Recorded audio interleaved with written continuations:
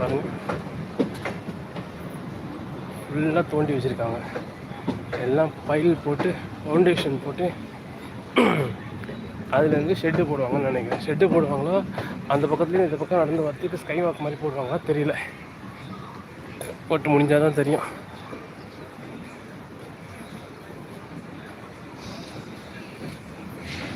பாருங்க, ஏதோ வெட்டு போட்டுட்ருக்காங்க. பிளாட்ஃபார்ம்லாம் ஃபுல்லாக டேமேஜ் பண்ணி உடச்சிட்டு திரும்ப காங்கிரீட் போட்டு புது பிளாட்ஃபார்ம் போடுவாங்க. புரியுதா?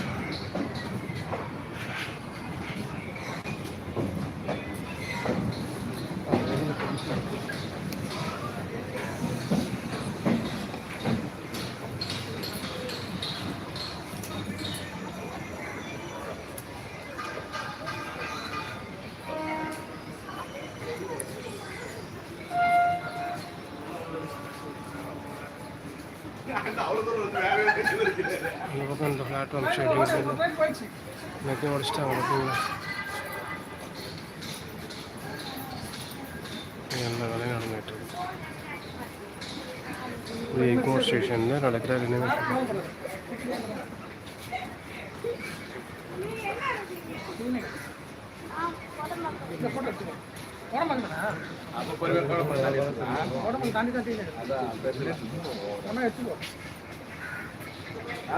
மாட்டினா பார்த்துக்கலாம்.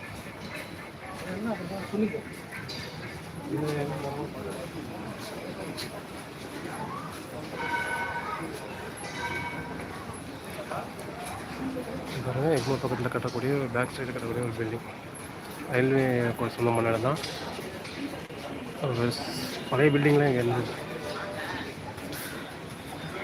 ஃபஸ்ட்டு அந்த குட்டி பில்டிங் கட்டி அவங்க எல்லாத்தையும் மூவ் பண்ணிட்டாங்க. உங்களுக்கு இங்கே இருந்ததுன்னா ஃபுல்லாக உடச்சிட்டு எம்எஸ்பி மல்டி ஸ்டோரி பில்டிங் கட்டிகிட்டு இருக்காங்க. புரியுதா? இன்னும் 2, 3, 4, 5 தான் கட்டியிருக்காங்க.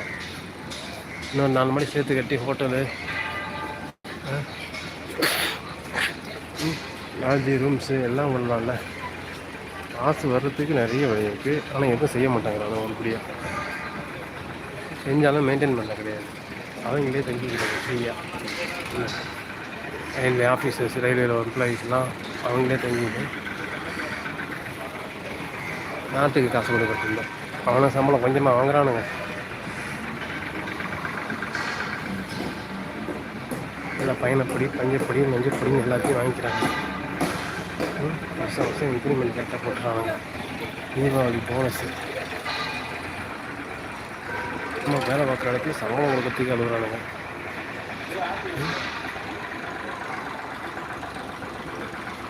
சரி, ஓகே. இந்த டைம் என்ன வரல.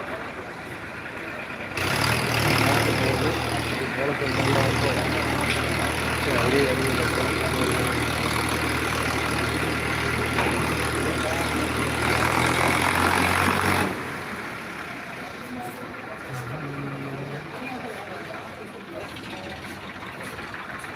இன்னும் வெயில் அடிக்குது.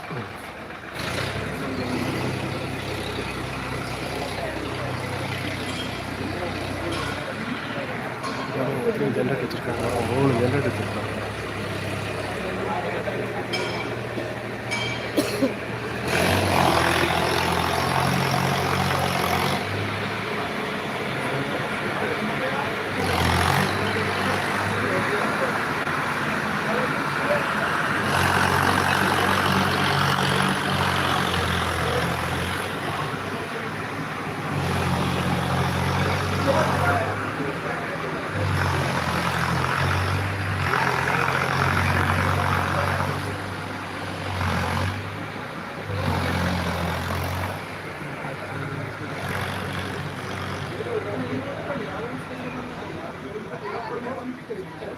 கட் பண்ணிட்டு எடுக்கிறது பெரிய பிரச்சனையாக இருக்குது. எக்ஸ்பிரஸ் தான் இருக்குது. லோக்கலும் ட்ரெயின் இல்லை.